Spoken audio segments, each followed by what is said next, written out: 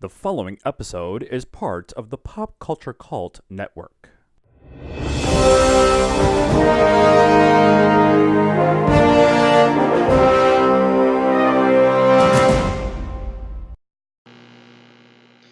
Good evening, cult members, and welcome to the Pop Culture Cult. I'm Sean. I'm Janice. Is that better? Yeah, it is better. Okay, all right.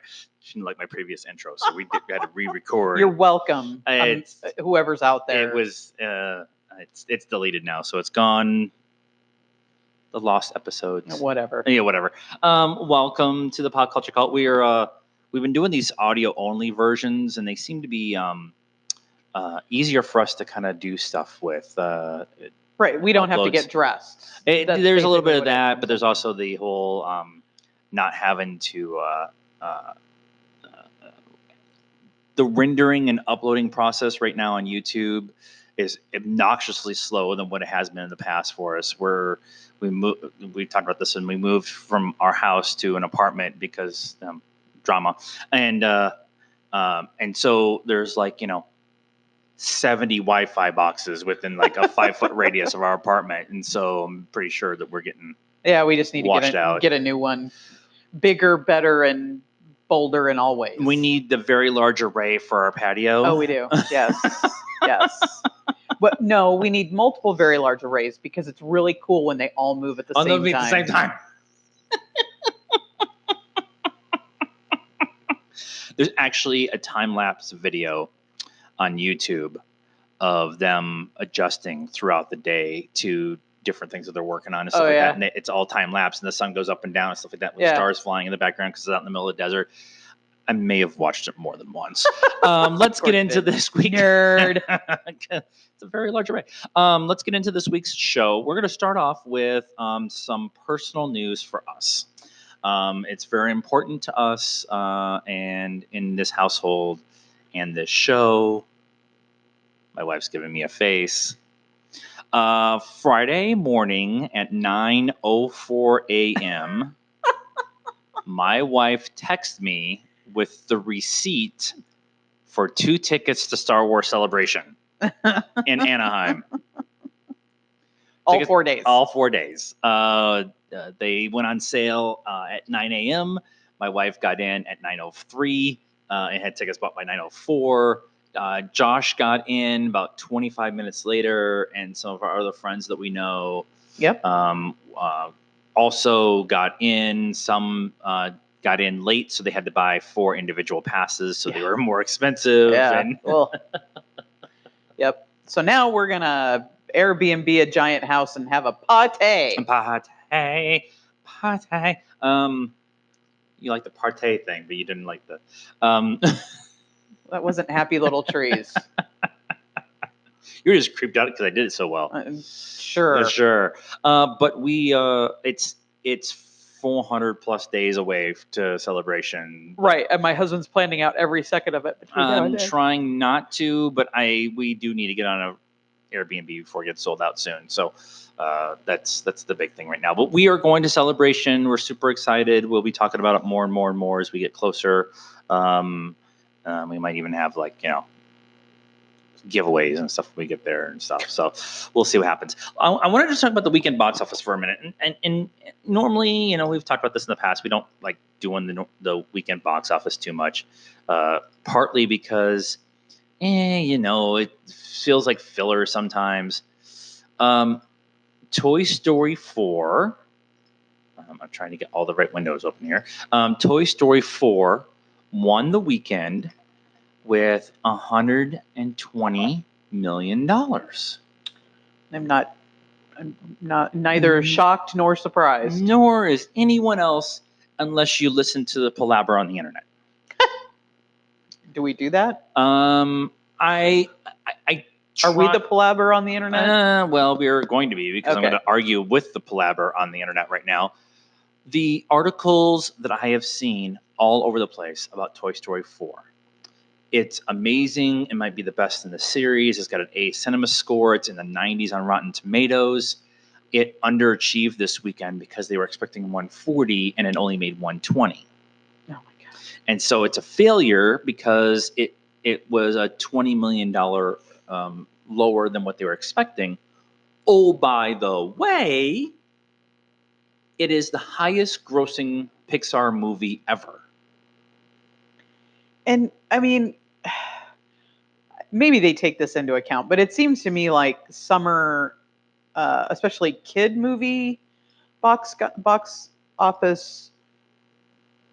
Blah, blah, blah. Yeah, the pre, this is how much it's going to make talk just seems really iffy to me because people, I mean, your kids are out of school, Right, so you're right. on vacation. You're not thinking about, like, even us. We don't have small children anymore. We haven't gone to a movie in like 3 weeks because Right. we've had other stuff going on. Right, Not right. that there wasn't stuff out there we wanted to see. We just haven't had time. We haven't had time, and with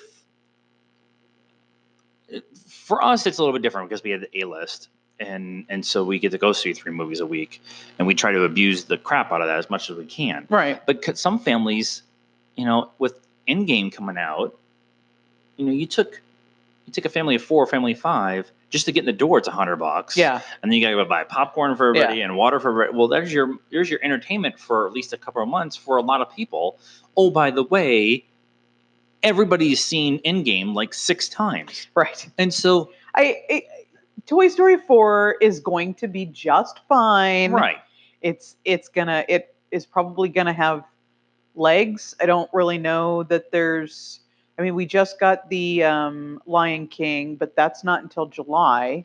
Right. And Spidey isn't Is a until week- July. It's next week. Yeah. But that's not necessarily something you would take small children to. You would definitely take small children to Toy Story. So right. I think it's going to have legs. I think it's going to do just fine. And stop yelling, "The sky is falling, Chicken Little." That was my thing. It's like the sky is falling. The sky is falling. It didn't meet expectations, but it had the largest opening for a Pixar movie ever. Like, what are we talking about? Yeah. Like what?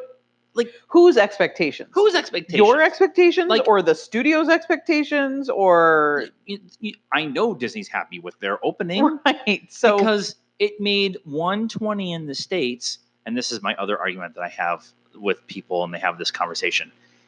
It made 223 internationally. It's at 244 in 3 days for the entire box office. It didn't cost them $244 million to make the movie. Right.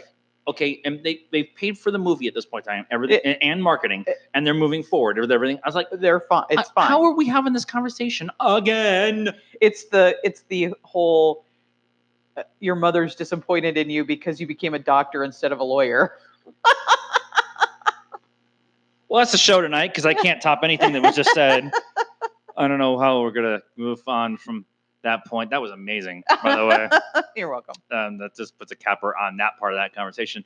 A couple things I did want to bring up with the box office. Child's Play made an expected $14 million.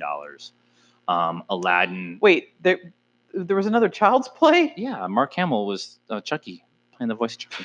No idea. Aladdin had 13 million, so that's kind of the same kind of wheelhouse as Secret Life of Pets, Aladdin, Toy Story. They're all kind of the same kind of group of people. Yeah, but I think Toy Story has.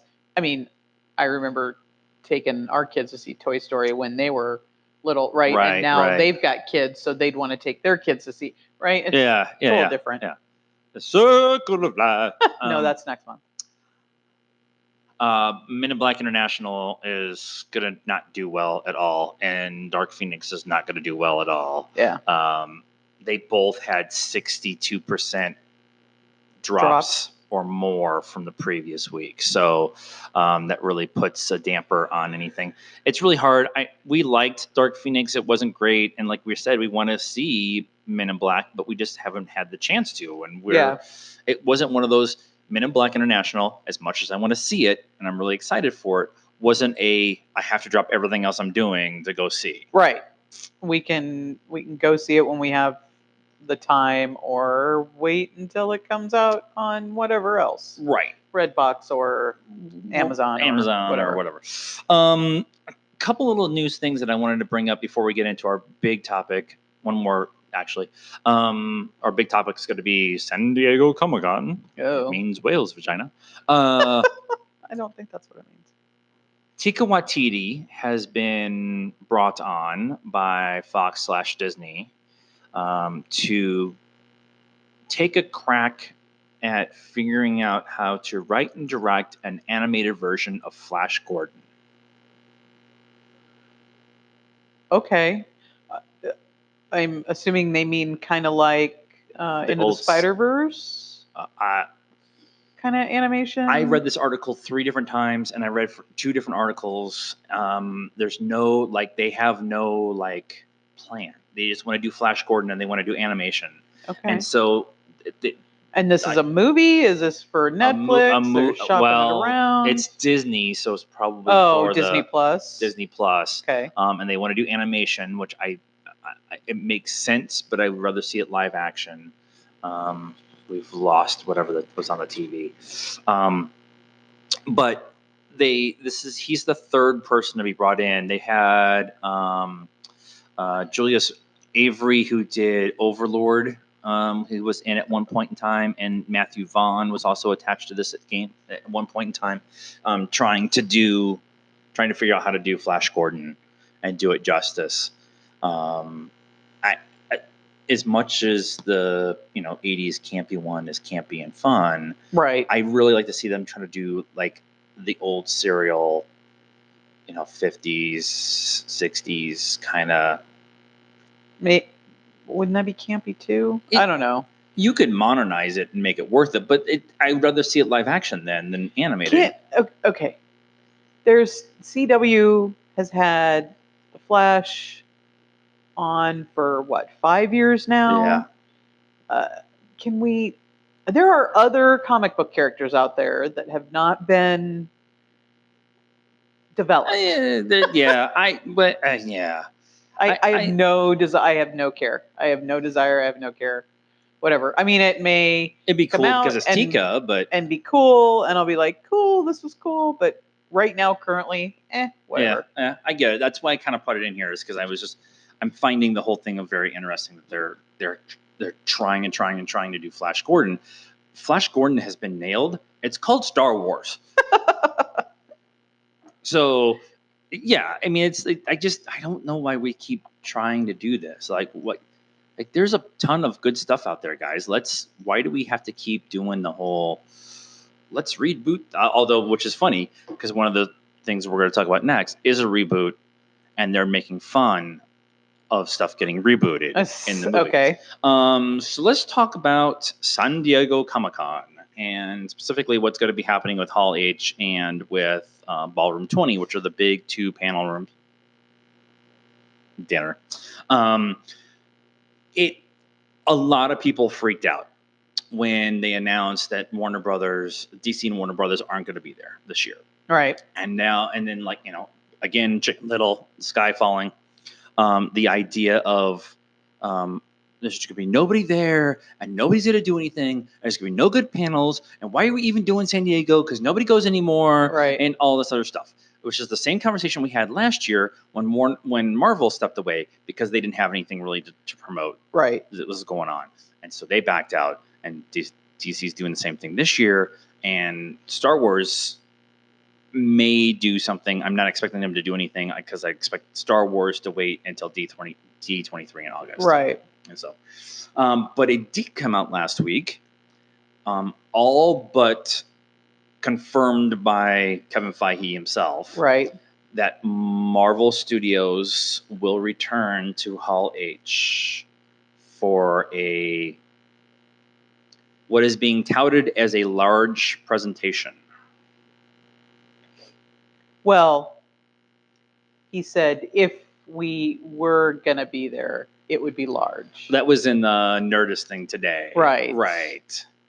He also kind of sneaked in, seeing San Diego in a few weeks too. And at the end of that interview. Did he? Yeah. I didn't hear that part. Yeah. So, Nerdist today said Fantastic Phase 4. We've been saying that for a year and a half. So Nerdist stopped stealing our ideas.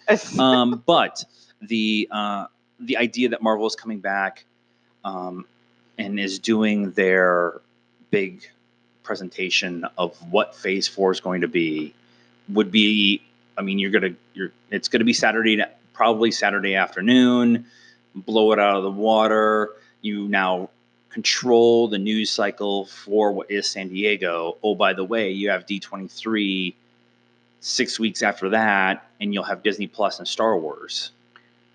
Right. So, right. I mean, they're not going to release everything at San Diego, because then they wouldn't have new anything for D23. Right. So do they just talk about the movies and leave the TV stuff? I have no basis of knowledge of anything on this at all. But my thought is D23 this year is all going to be about the Disney Plus stuff. Right, which is why I'm saying, do they save the Marvel Disney Plus stuff for D23 and just talk about Phase 4 movies for Marvel? It would be Marvel. And that would make sense. Although it would be kind of interesting if you had like Falcon come out in his Captain America outfit and just say, here's a sneak peek. We'll have more at D23, and like promote your own show at the con. Are they even filming yet? I think they are. Because I thought they were. There was one of the Marvel shows is filming. It might be the Loki series. Because one of them is supposed to drop when they drop it, when it starts. So all right. I think it's the Loki series when it's supposed to happen. Okay. So we should get all kinds of fun information in the next couple of weeks. What's going on there? We are going to get an It Chapter 2 panel. Just because Warner Brothers is going to be there, they will probably do something. They are It Chapter 2 is part of Scare Diego, right, and not necessarily part of the big push of the con stuff, which makes complete sense. We get a Game of Thrones reunion panel, which we talked about a couple weeks ago, which should be really interesting because they can actually talk about stuff now. Right, right. I can't talk about that. They announced last week that we're getting Top Gun Maverick in Hall H. Okay. Which is really cool and interesting that they're going to bring. Is Tom Cruise going to be there? That's the rumor. Huh. Has Tom Cruise ever done a con? I think he went to San Diego for Edge of Tomorrow. Oh, yeah, maybe. I remember him being there for something. It might have been that. Yeah. Or maybe The Mummy. That would have been no. There was a ton of hype about The Mummy, but I don't remember. Okay. I don't remember him being there for it, but maybe Edge. But it would be kind of cool to see that. Kevin Smith. Usually once a San Diego, he does an evening with Kevin Smith. Right. Except this year, his evening with Kevin Smith is going to be Jay and Silent Bob reboot panel, with Muse and Kevin and a cast of characters including Rosario Dawson, Jason Lee, Chris Helmsworth, Justin Long, and Shannon Elizabeth will all be in the room telling stories about them writing, directing, and doing this movie. Oh, I didn't realize Chris Hemsworth was in it. Yes. It was supposed to be, so Kevin Smith talked about this on Fat Man and Beyond, that, I need to talk about that in a second too, that he was going to have it be a surprise cameo. Yeah. And they got to know each other through something, and Kevin said, hey, you want to fly to New Orleans and film 3 days worth of scenes? And Chris is like, yeah, sure. And showed up one day. And so he went and actually is a major part of the movie and stuff. And then came home and started telling everybody how he finally got to work with Kevin Smith and stuff. It was like, so now it's not a secret anymore. Thanks, Chris. And Chris was the first one to post it on Instagram. Like, I'm doing stuff with Kevin Smith. And, but it was supposed to be, they might at San Diego announce too. So today on Fat Man Beyond, I think it's a couple days old. they started the show talking about how Kevin Smith and Mark Bernardin spend all their time on this show telling people how to make shows better, right, on their podcast, right, and Mark would have some crazy idea, or Kevin would have a crazy idea, and Mark would have an idea how to make it work, right, and yeah. they would like, why don't you hire us to have a show? Yeah. Well, they're getting a show. Yay! But they can't announce it yet. But Kevin did say, we're going to be at San Diego, and the people who were involved, they're very excited about it, and they were having a meeting with the writers' room and all that kind of jazz and stuff like that. Huh? Cool. So Mark Bernardin is actually hired as a writer right now on another show, and had to call in sick or go to the doctor's office to go to this meeting. But they haven't announced. I'm sick. I don't feel good. I don't see myself coming into work today. But the idea, like they couldn't say who it was for. Yeah. It's a TV show. It's a fan service show. It's a beloved IP. I wanted to be Batman Beyond. It would be awesome. Well, I guess we'll see. And then CW yesterday announced that they are going to pretty much be Ballroom 20 this year. They did this a couple years ago, where instead of having one big CW TV panel and having everybody on stage at once, each individual show had their own panel a couple years ago, and they just took over. But the big things this year is we're getting the farewell panels for Arrow and Supernatural. Supernatural takes dinner. Supernatural takes over the Hall H on Sunday mornings. Right.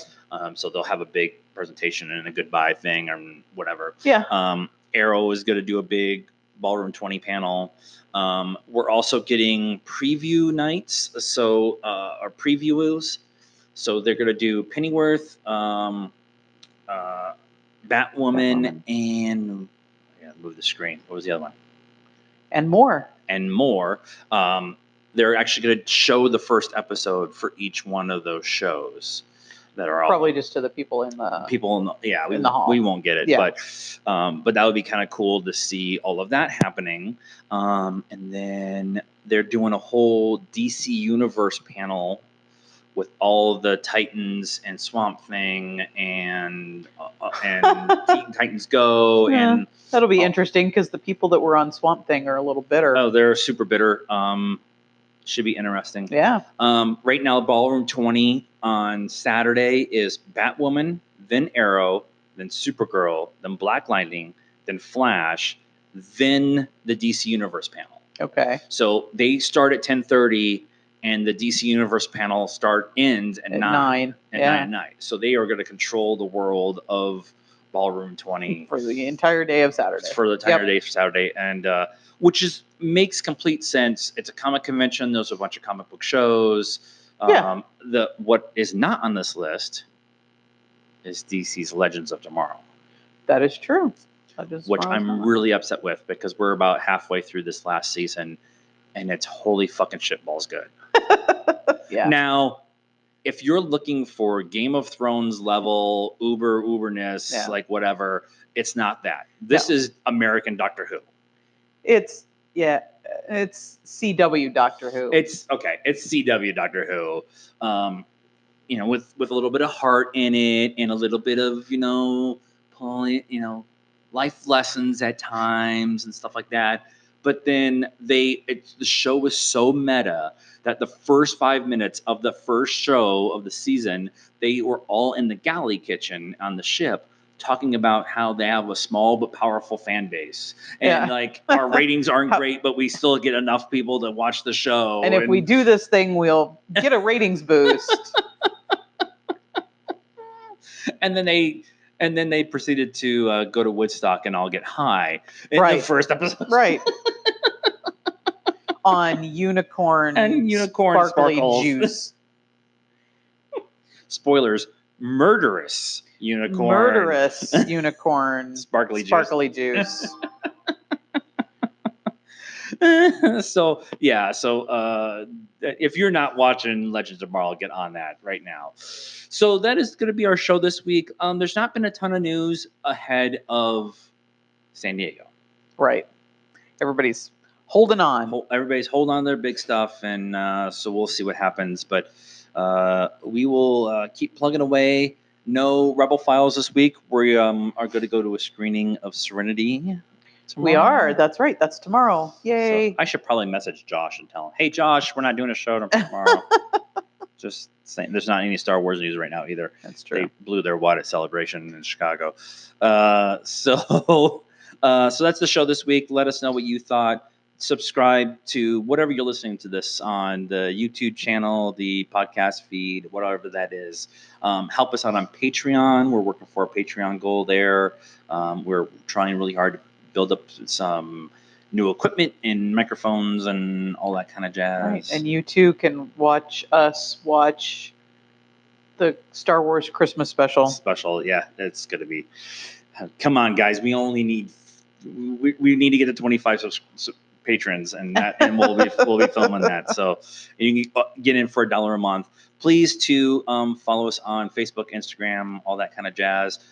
We're 12 away from 500 on Facebook. So if you're not already, follow us on Facebook, facebook.com/PopCultureCult. We're almost there. So that's our show until the next time, or whenever we decide to record something again.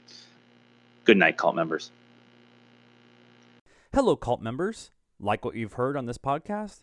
Then please subscribe and follow us here. You can also find us on Facebook at the Pop Culture Cult. We're on Instagram at PopCultureCult1, and we're on Twitter at Pop_Cult1. We're also on YouTube at PopCultureCult, and on the Stardust app under PopCultureCult. Please help us by liking, following, and subscribing to everything we have. This helps us build a bigger and better cult of pop culture.